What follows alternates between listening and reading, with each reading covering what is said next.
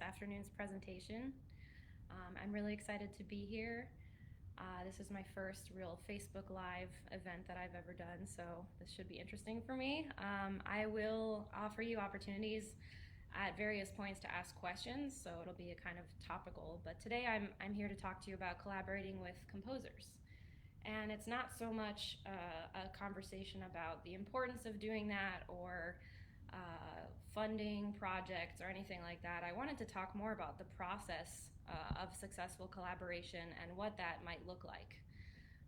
Because I know that, when I started out collaborating with composers around 12 years ago, it wasn't something that anyone really taught me how to do or talked about.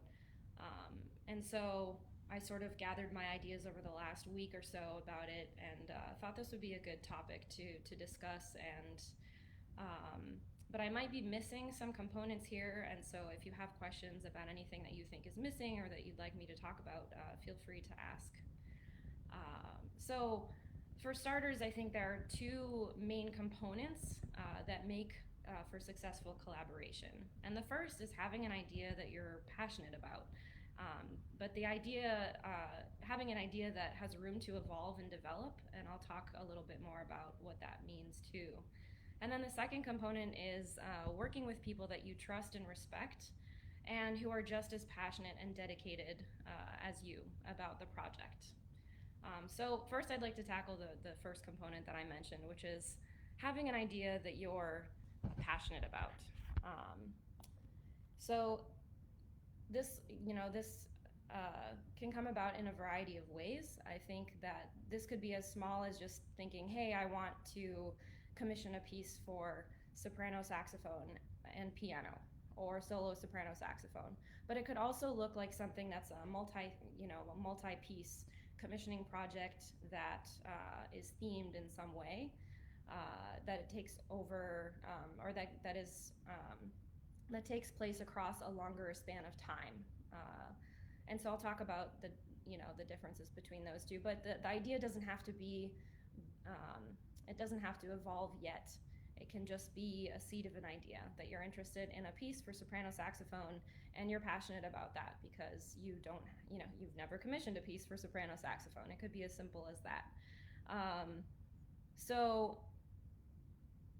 And I think that so some ways to come up with ideas are thinking about current events that are taking place, historic events that are important to you.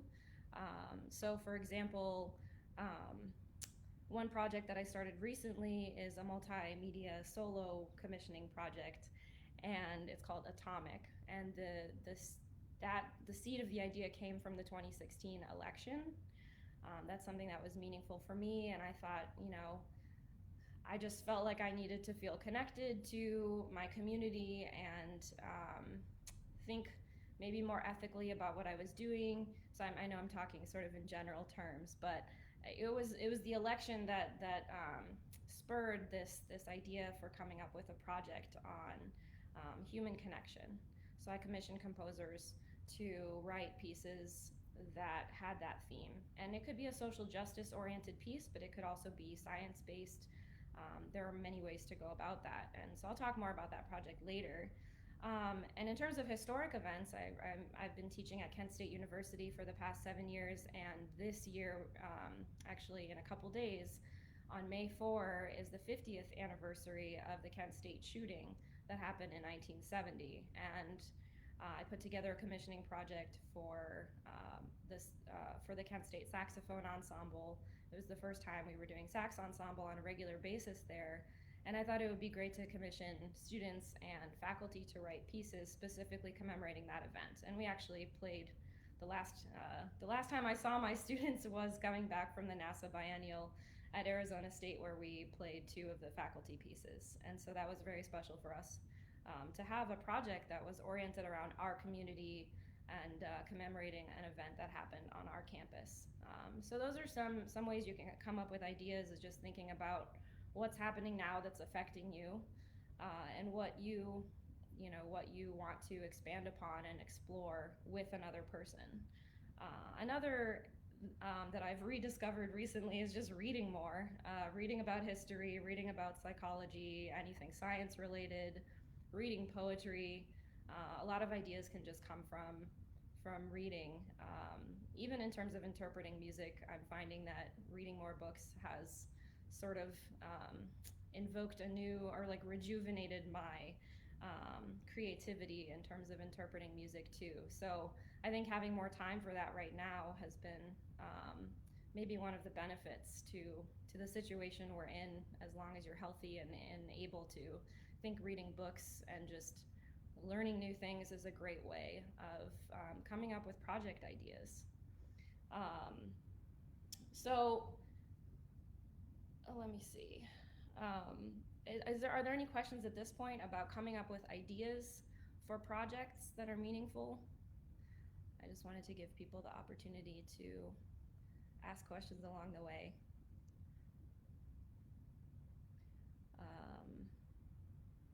Okay, well then I'll move on to finding people. So finding people to collaborate with. And some of these are pretty obvious, and you've heard from your teachers about them if you're students out there. But I did want to touch upon it because I think it's important to find ways to connect with people, and people that you're interested in developing relationships with, people whose work you really love and respect, and who in turn will support you. So I'm thinking more like long-term relationships with composers and perhaps even other musicians to play with. So I wrote down four important components are participation, socializing, asking questions, and just paying attention.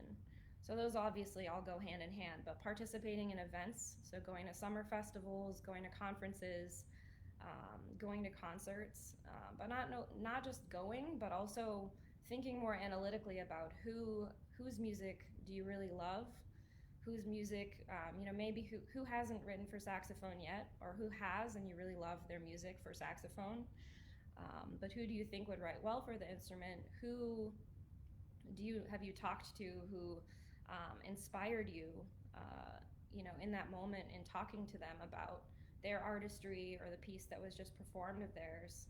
Like, who did you really connect with? I think a lot of this has to do with connecting with people, and asking them questions, so listening to their ideas and their thoughts, and paying attention. So really paying attention to what you're hearing, and again, thinking critically about it. So again, that could be going to concerts, that could be joining or starting a student organization. There's a great example of this. I did my doctorate at Bowling Green State University, and there's a student organization or club called Precepta, and they put on concerts at least once a semester, if not more than that. And I had participated in those, and they meet, I think, every Friday, or they were meeting every Friday, or one Friday a month, and had different people come in and talk about different topics. And that was a great way for the students to collaborate. It was primarily undergrads, I believe, but they would have grad students come in and talk. And it also involved some graduate students as well. So I think that's a great way, if you're in school, of creating a community where there's room to collaborate, and maybe for the longer term too. Maybe, if you're an undergrad and you're just starting out, this is a great way to find people that you may continue collaborating with. I know that as a student, especially during my master's and my doctorate, that's when I really got into commissioning more and collaborating with the people I was around. And so a lot of the people I've worked with are people I went to school with, or faculty at the schools that I've gone to. So I think that's a great starting place. Attending summer workshops, this is difficult for some people financially, but I think prioritizing and making it a goal, even once or twice, to attend a workshop or festival where you're paired up with composers, so that you're meeting new people and you have a joint project that may or may not continue beyond that festival.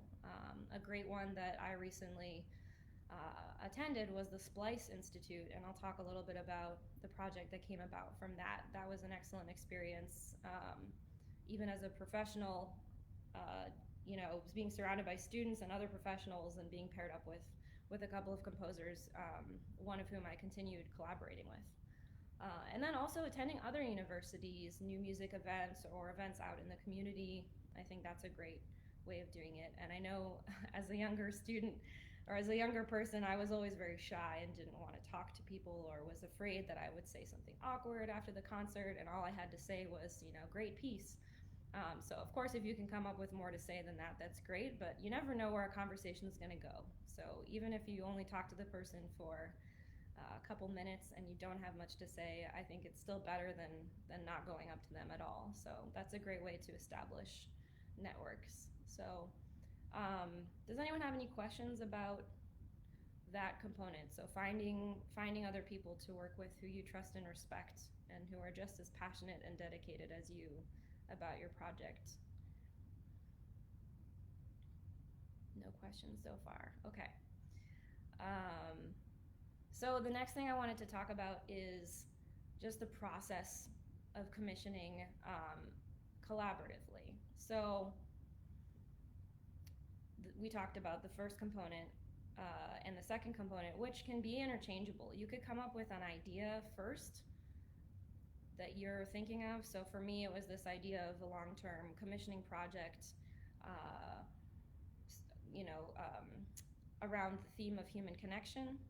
So that was an idea I had, and I hadn't approached composers about that yet, so I had the idea first.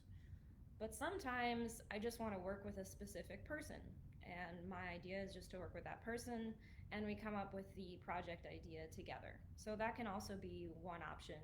If your idea is to just work with a specific person, then that could be an interesting start of collaboration, is to brainstorm ideas together.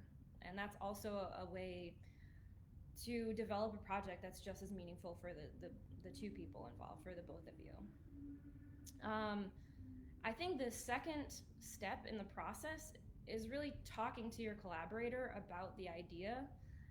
And I don't mean logistically speaking, I mean talking to them about what you envision the project to look like artistically. What are you unsure of? Are you hesitant about certain things about the direction that the project could go in? Are you hesitant about incorporating certain elements of either saxophone playing or other media? Like, if the composer wants to write a piece for electronics, is that something you're nervous about, and why? So you want to be open with your collaborator, and just be open and transparent through the whole process. I think that's so important, and that's something that I didn't necessarily know was so important early on in collaborating with composers. So I think the more information you give and the more open you are, the more likely they are to be, open and transparent with you. The other thing to consider is what limitations there are. So I sort of mentioned that in terms of what you're unsure of. What limitations are there? Like, does the composer really want to write for baritone saxophone and you don't have access to a baritone saxophone? That's a practical thing that you want to talk about pretty early on. And then, what are you open to doing? So I think that's also an interesting way to come up with project ideas. I'll mention my saxophone duo, Ogni Suono, which is a saxophone duo that I have with Phil Pierick. One of our long-term projects, a recent project, Saxo Voce, it's a project that involves our voices. And I think the impetus for this was to challenge ourselves as performers and think about ways that we are just progressing as musicians, in ways that we can develop that we haven't yet. And so part of that was thinking, okay, well, if we involve our voices, that's something that we've never really done. There's a lot of potential for that artistically, and that might be an interesting thing to explore. So a project idea came about just from thinking about what we're open to. And more recently with my multimedia project, I wanted to work with electronics and challenge myself to work with technology. And so I thought, okay, it would be great to do a solo project, keep it simple. It's just me and technology, and maybe I can add a video element to this. That's something that I had never done, is to work with video. And so that was a way to create a project not only that had a theme, but was also that also used different technology, specifically live electronics and video. And now my next project, or addition to that project, will be works that might have theatrical components, maybe even costume.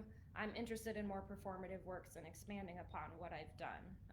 And so those are conversations that I'm having with composers that I'm planning to collaborate on in the near future. And then the next component is also to exchange work that you like of each other's, or exchange, offer recordings of yourself playing that might be along the lines of where this project might go with the composer, and also have them send you recordings if you hadn't already listened to recordings that are similar to the project.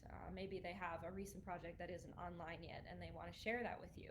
So those are some things to talk about. So just to recap, talking to your collaborator about what you envision the project to look like, what you're unsure of, what limitations there are, what you're open to with the project, and then exchanging work so that you're familiarizing yourself with each other's work. Because again, you want this project to fit you, and you also want to understand what the scope of the composer's work has been up to that point. Now, the third thing to talk about, and this might come before number two, but I think that, artistically speaking, it's good to have those conversations perhaps first. The third thing to talk about is logistics. So deadlines, you want to have deadlines. Because also talking about logistics very early in the process is really important, so that everyone's on the same page and you have a clear-cut trajectory for how things are going to go. So coming up with a deadline for the premiere, hopefully you have an idea of when you're going to perform the piece, and then you want to know not only when you're going to perform it, but based on that, how long do you want to work on it, and then setting a deadline for a first draft. And you want to leave some wiggle room here. Composers are often late with their music because they don't always know how long the process is going to take. And if there's technology involved, you want to leave time to troubleshoot. There's always a lot to do in the process, and I'll talk a little more about that soon too, but you want to come up with deadlines.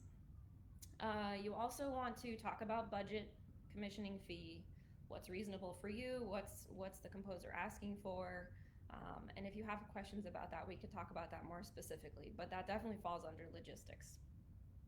And again, you want to talk about that early on because you want to have a good sense of where you both stand on that.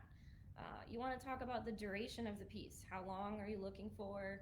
Is it a 5-minute piece that belongs on a longer program, or is it a 20-minute piece, a really involved work that's going to be a huge chunk of your performance, or you just want to talk about that and the scope of the piece or instrumentation. Again, does it incorporate electronics? Is it for a specific instrumentation? Those are all things to get out of the way pretty quickly or pretty early on in the process. And this is a good time to talk about, again, practical things like what's feasible for you. Do you own a baritone saxophone?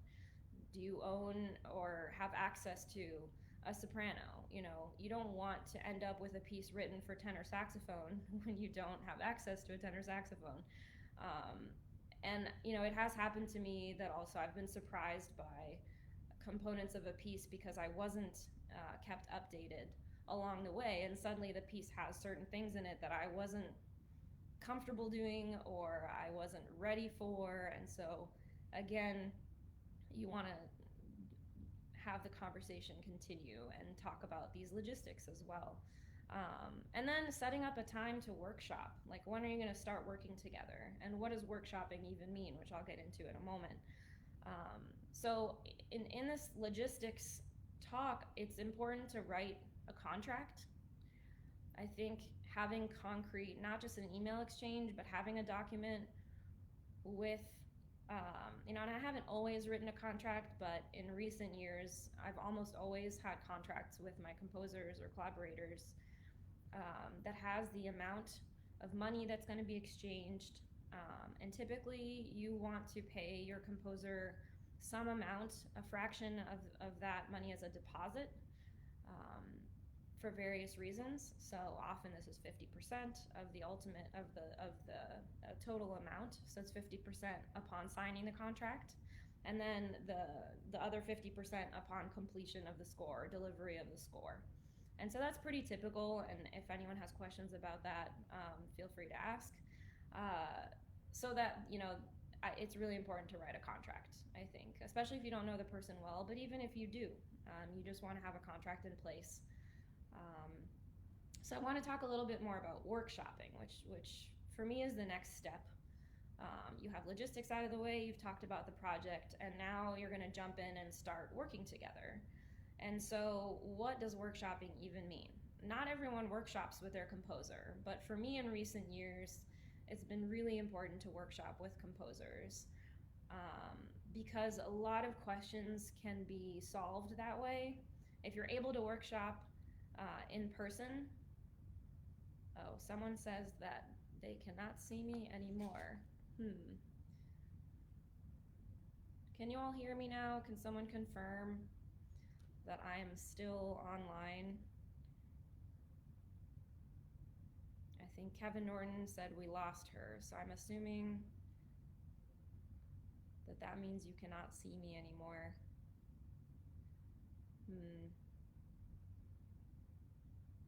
Kevin, can you confirm that you can see me now?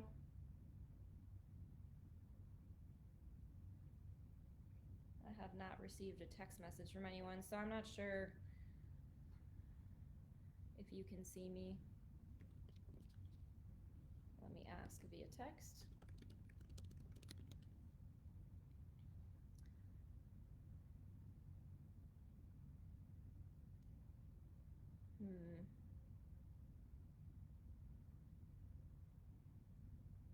Yes. Okay, great. Okay. I don't know what you all missed. So what's the last thing you heard that I said? Of course I'm having technical difficulties.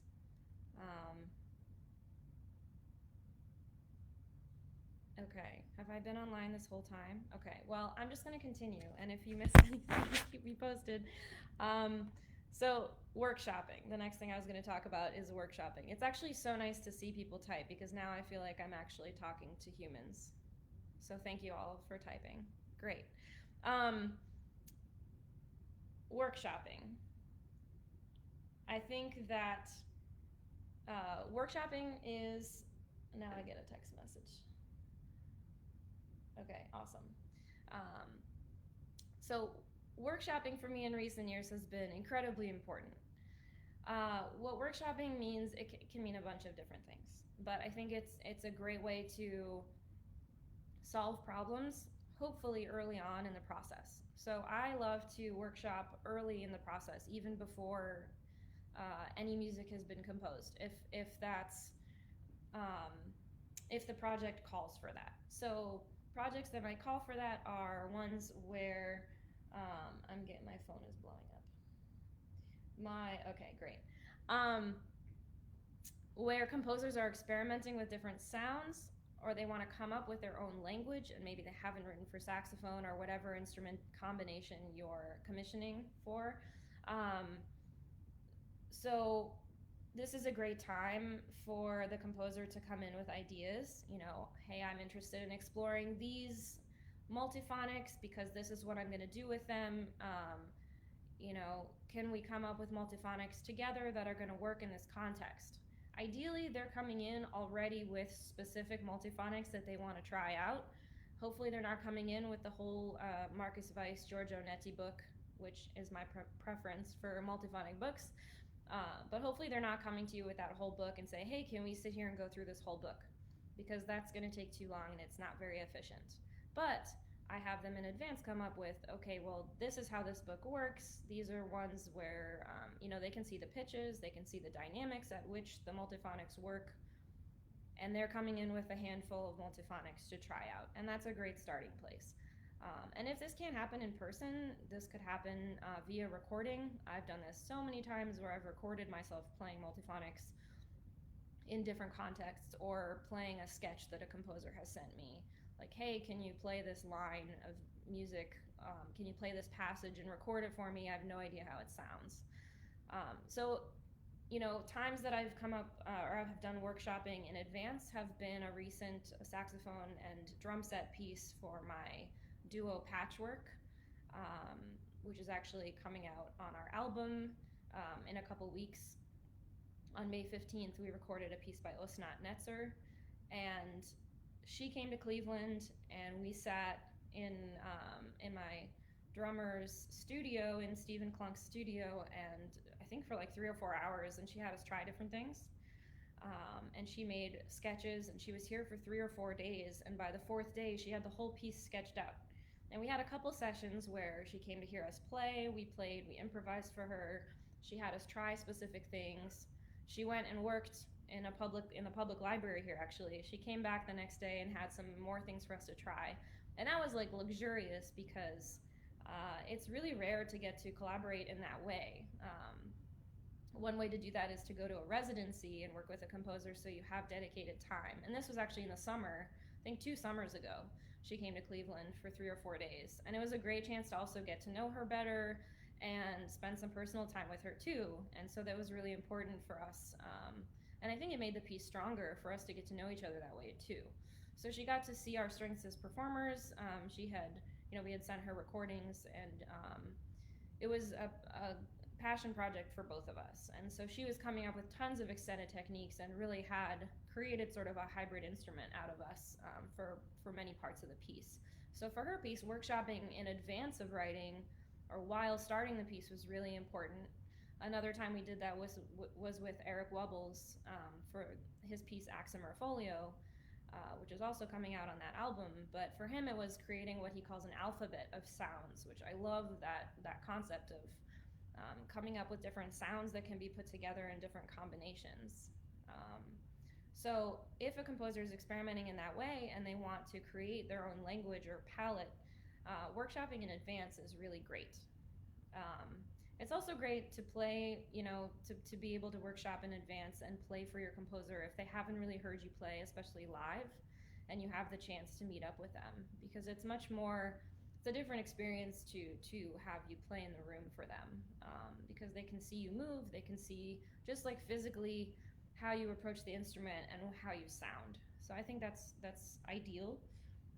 Another way to workshop is to have the composer send you bits and pieces as they get composed and have you record for them along the way. I mean, even if you've workshopped in advance, this is a great way to make sure that the piece is going to work, like from a technical standpoint. And it helps the composer a lot along the way, I think. And you can also bring up issues along the way, and it saves time ultimately. And then also another option is to workshop after a piece is written. So sometimes we did this, again, Patrick did this with Hong Da Chin. He finished a draft of his piece for us, and then we went to Avaloq Farm for a residency in New Hampshire for a week and spent time he spent time refining his score based on our rehearsals. So we rehearsed the piece in front of him every day that week, and he would make changes, and it wasn't, these changes that happen. So now I can talk a little bit more about, how these workshops can work in terms of your own artistic input.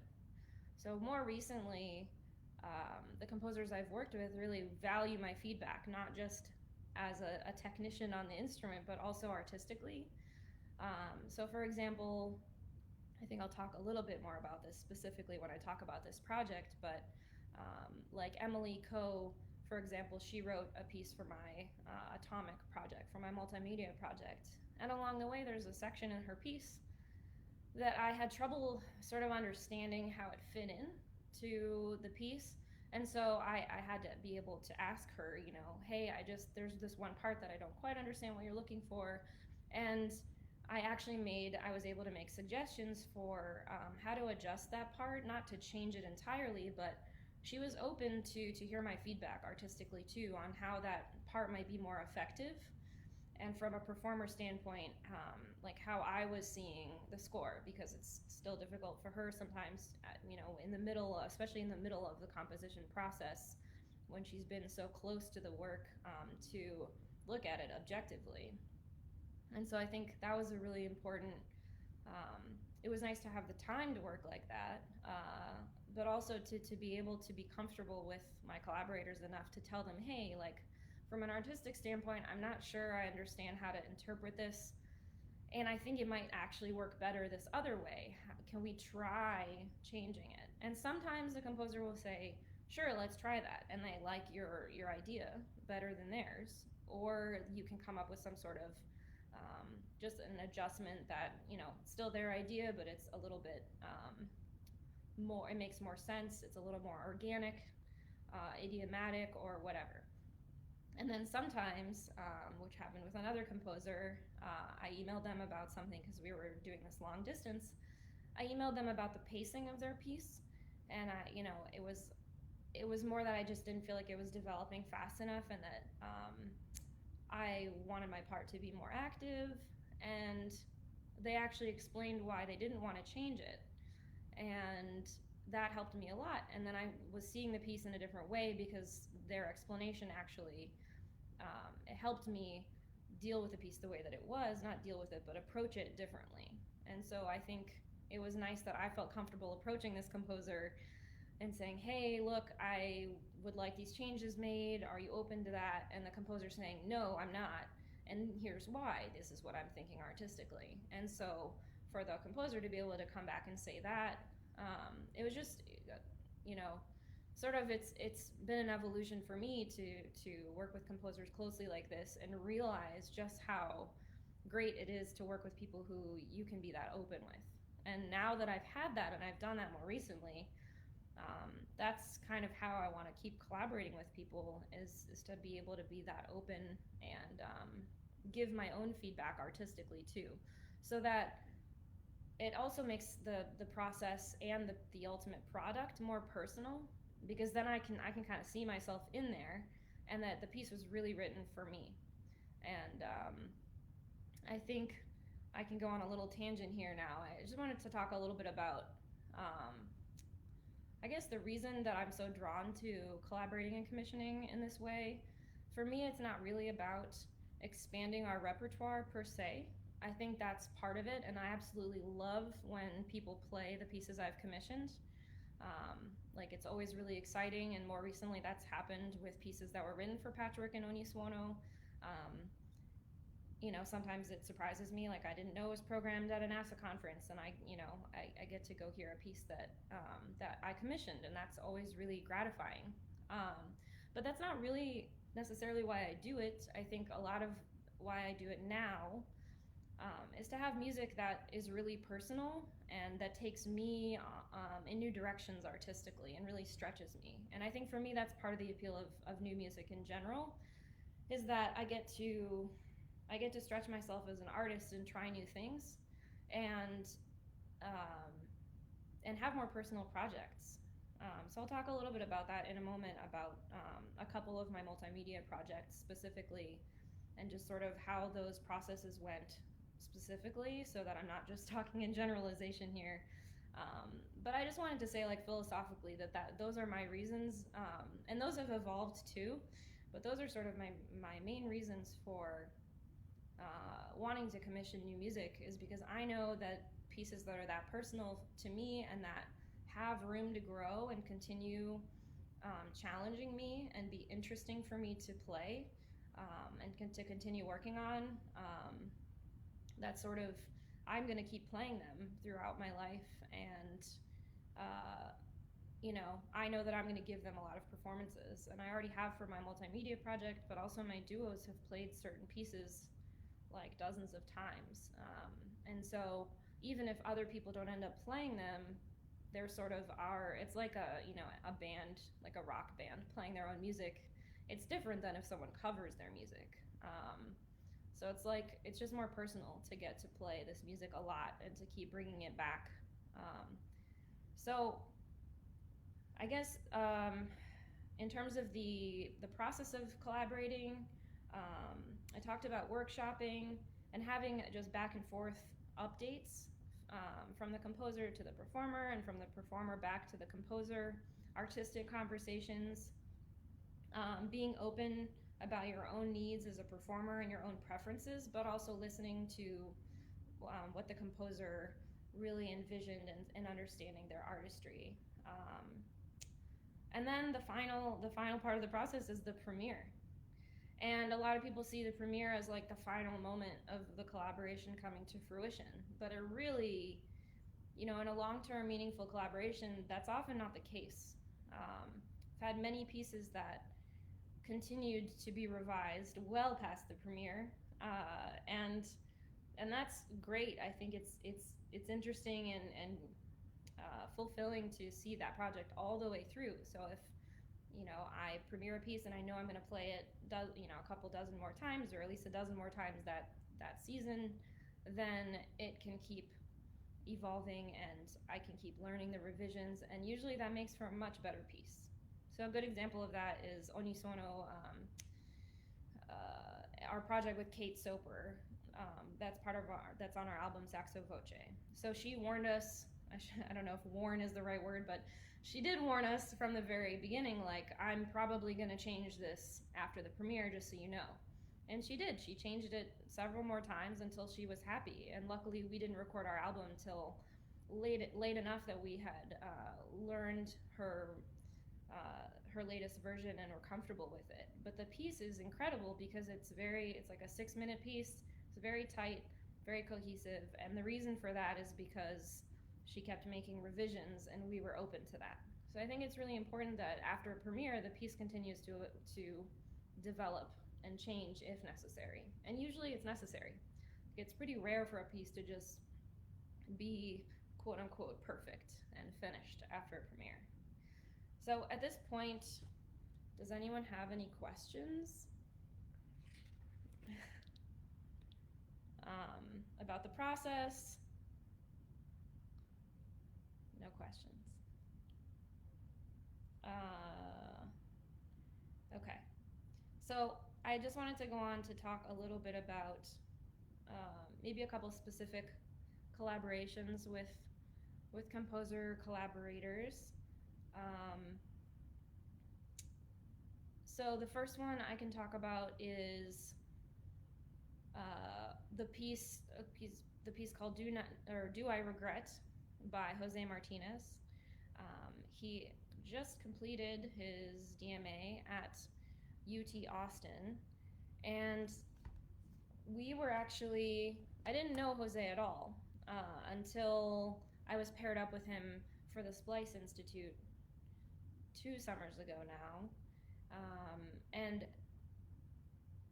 yeah, so we didn't know each other at all. He actually started composing the piece and had to be finished with it for Splice so that I could premiere it at the end of the workshop.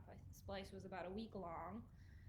So he had what now is definitely was the first draft of the piece, but through the week he still made revisions and had to tweak the patch. So Splice is an institute where you go and you learn how to use Max and Ableton and learn how to hook up all of your equipment for a concert. So it's great for performers and composers, and there are different components that are made for each, so you can take classes during the day, but you can also be paired with a composer if you're a performer and premiere a piece. So you're learning how to use the technology while you're also collaborating on the piece. So it's a really great experience if you're interested in jumping into using technology and haven't done it. Or even if you have, it's a great way to meet new people. Okay, I see Jonathan's question. Sure, I can talk about that in a moment. So I was paired up with Jose, and I didn't know him at all in advance, and we really hit it off personally, and now he's one of my close friends. But I knew pretty immediately that his piece and our project and just working with him made me want to keep working with him. So I pretty immediately knew that I wanted this to be part of my longer commissioning project, and I already had Atomic in mind. So I had a feeling that I would want this piece to be part of it. And then I knew that I wanted to add, or I was hoping we would add a video component, which we did later on. But the piece really, so part of the appeal was to just keep working with Jose.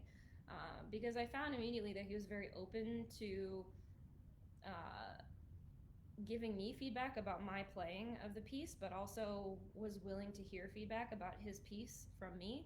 So he ended up tightening the piece up a lot, and this was also the theme of Splice that year was improvisation, which was great for me because I've been improvising the past few years and had been doing it more, and was interested also in having more uh, a personal touch on some of this music, is to be able to improvise and have that affect the way the technology is working, and to really deeply incorporate improvisation into the music, so that every time also the piece is fresh and different, and like sort of a living, breathing organism that can change with every performance.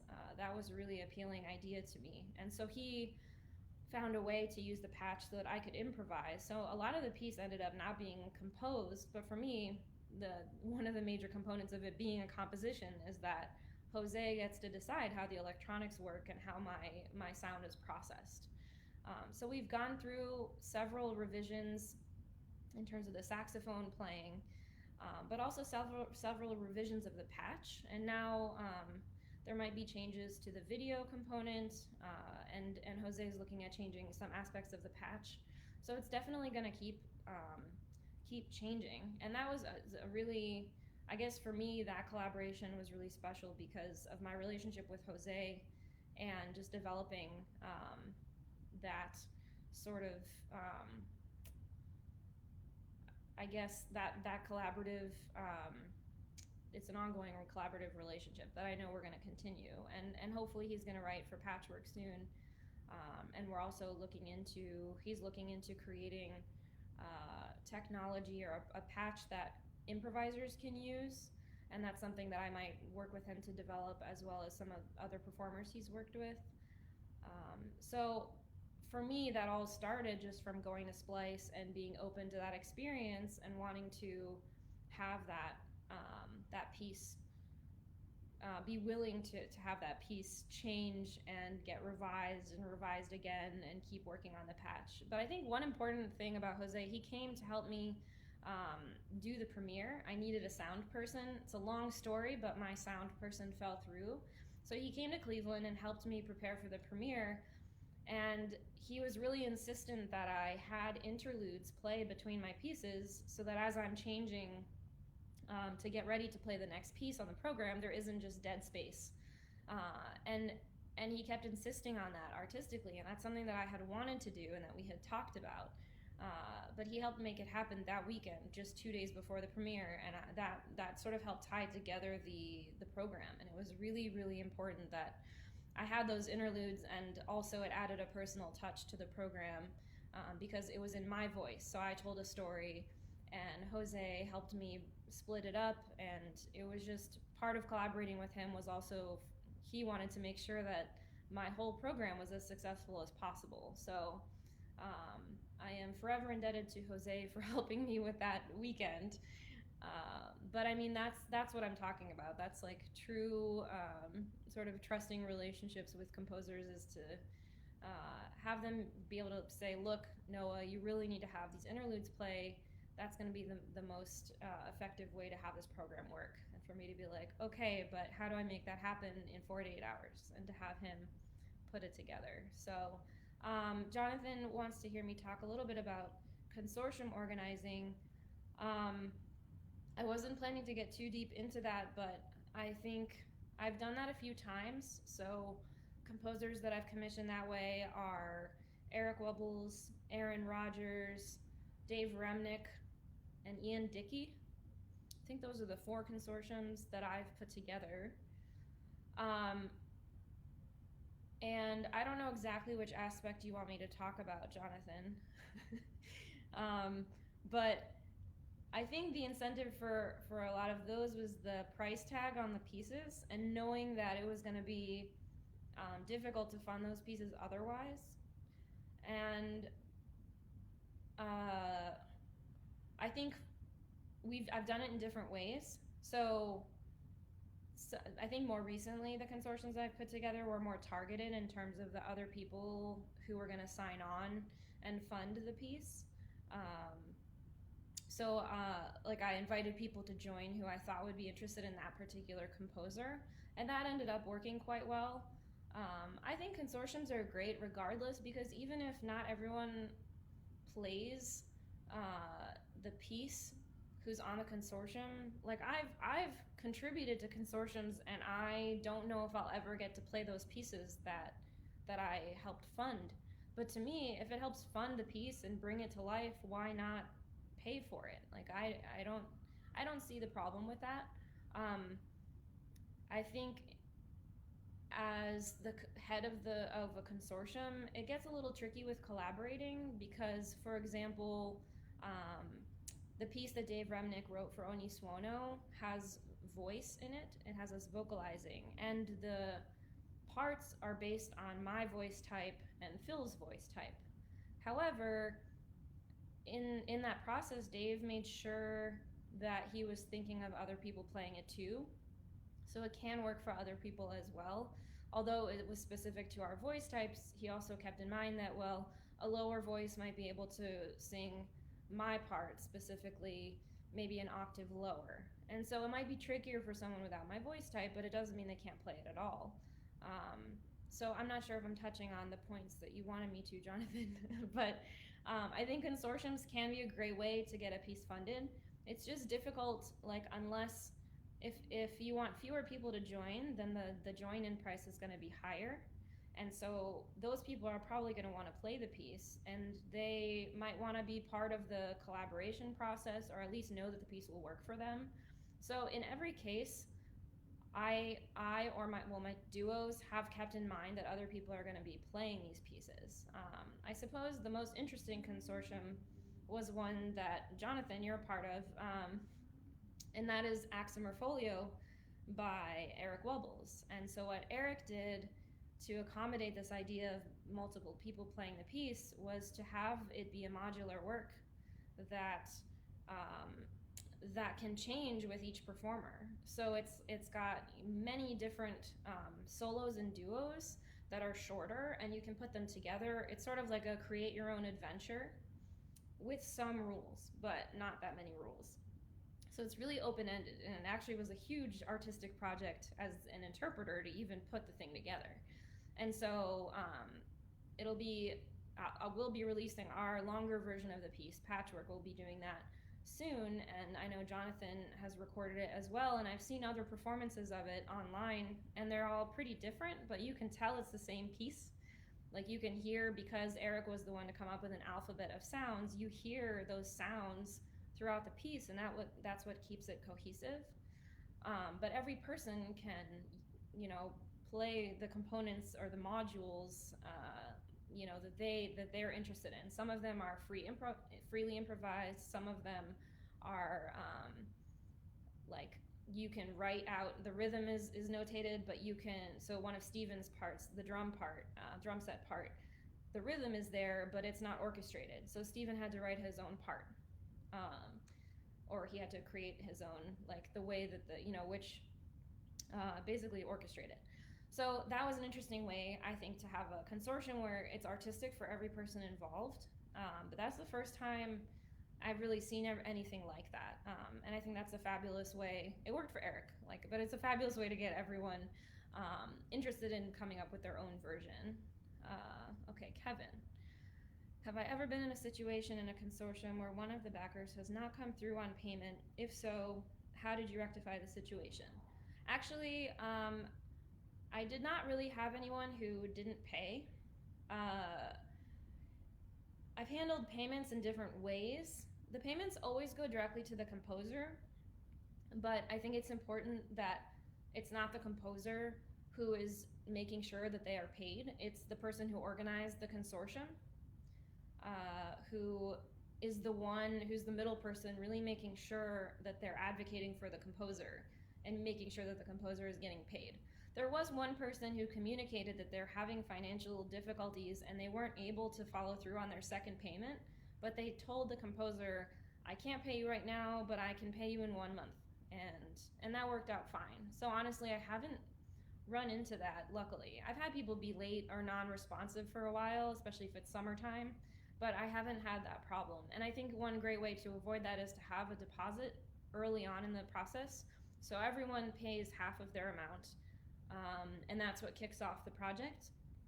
And they pay the second half later on, or when the piece is finished. Tom asks me, in my experience, or in your experience, when you've had an idea for a project, does the process begin with meeting the composer in person, either at workshops or by chance, or does the process begin with reaching out to them via email or other means? Okay, good question, Tom. I've done it both ways. I think the challenge of just sort of cold calling or emailing a composer you don't know is that, and I'm not sure if that's what you mean, but I think it's challenging to reach out to someone you don't know if you haven't already performed enough new music where you can at least send them recordings of yourself playing. So they're more likely to want to work with someone that they've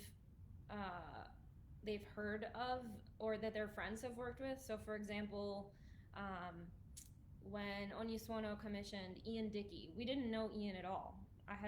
I just found his music online, on Facebook, or some other person posted a piece and I was like, oh, that's really cool.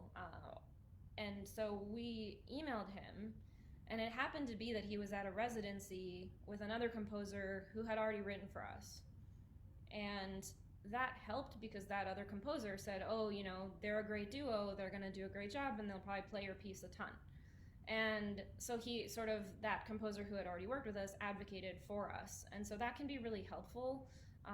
And it's been rare to just totally cold call a composer, but I've done it a few times. And for the most part, it's gone well, and we ended up working with that person.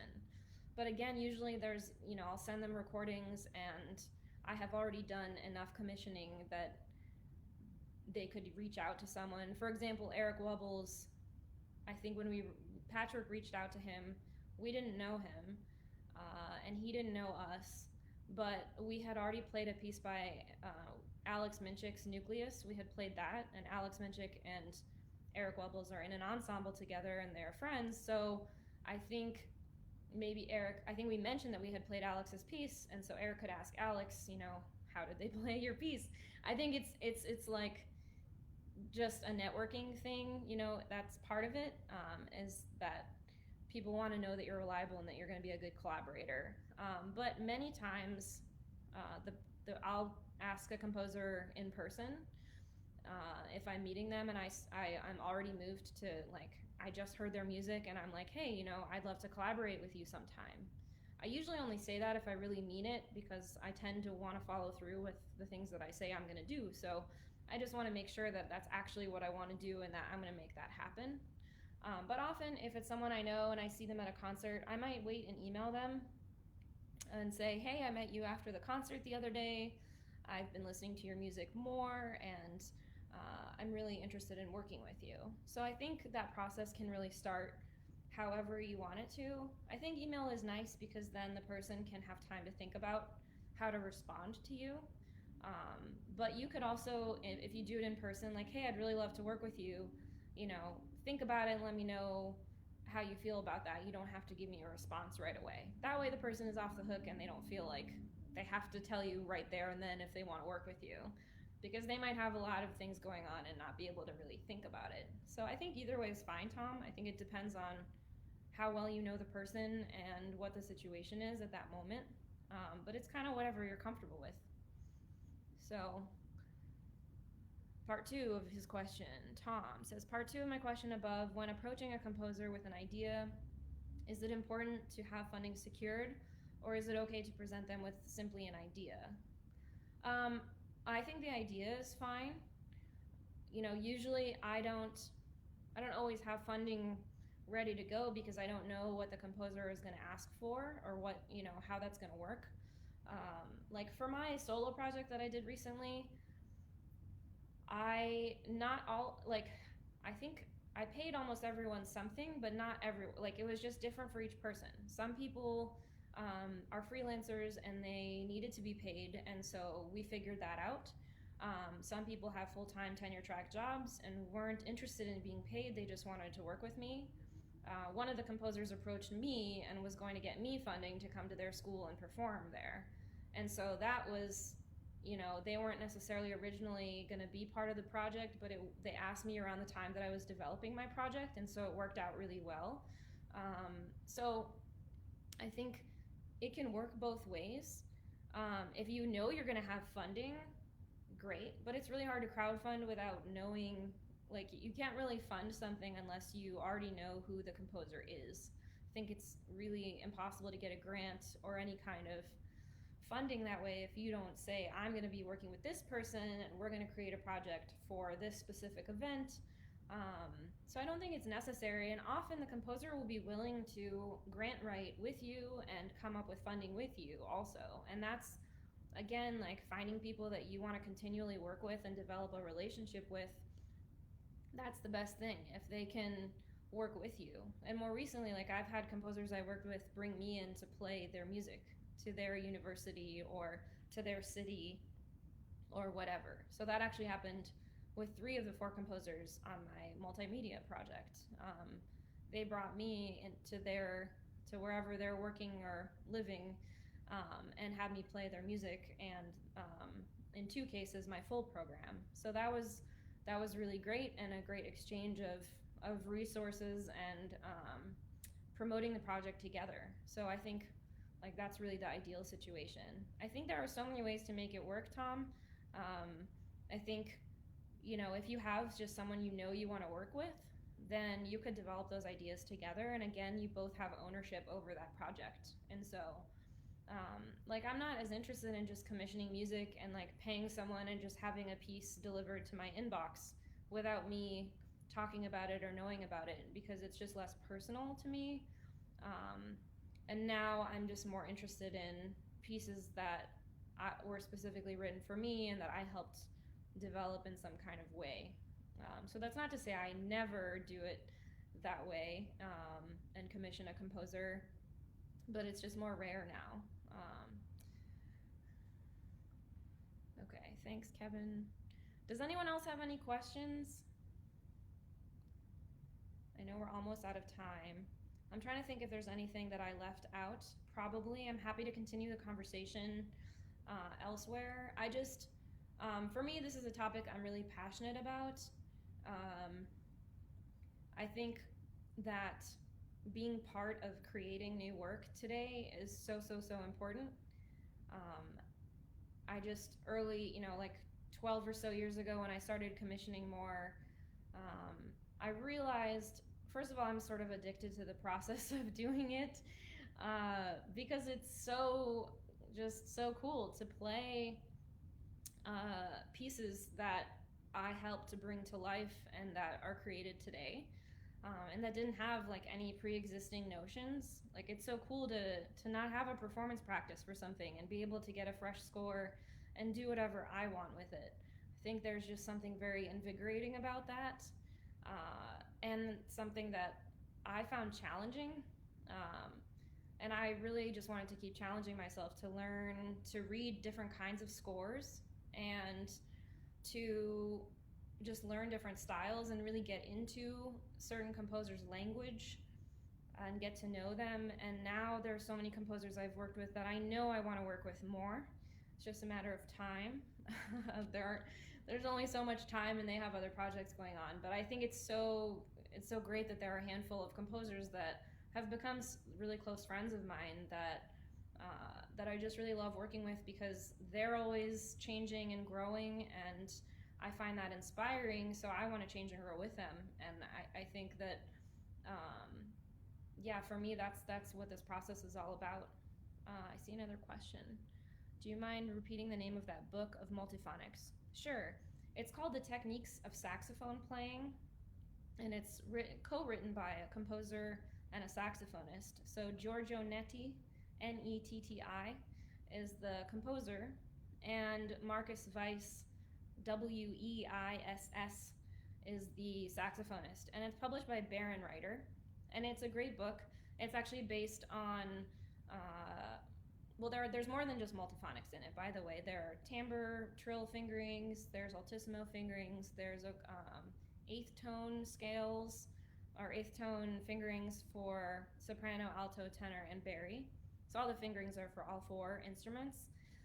And it came out of the piece, I forget the name of the piece right now, but it's like a really, really long 70-minute, I think, soprano saxophone solo that I was really lucky to see premiered in Paris when I was studying there by Marcus Weiss. It was like 84 pages long of just multiphonics.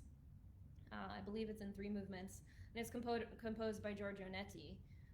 And it's just such a gorgeous work, and they did tons of research on multiphonics together and experimented, and so I think part of what initiated that book is that piece. So does anyone have any other questions? Okay, well, I just wanted to briefly thank Nate Nab for putting together this amazing series of presentations that we've all been tuning into for the past few weeks. It's been really great to feel part of the saxophone community at large while sitting at home, and it's been really motivating and inspiring to see that people are just still thinking about all of this and pushing each other to continue doing good work. So thanks, Nate, for putting this together. It's such a great resource that we're always going to have because these are all getting recorded. So it's just great. Oh, thank you. Awesome. So Nate Nab just put the piece that I was just mentioning in the comments. So it's a gorgeous piece. Highly recommend listening to that. And you can follow the score because it's on Score Follower.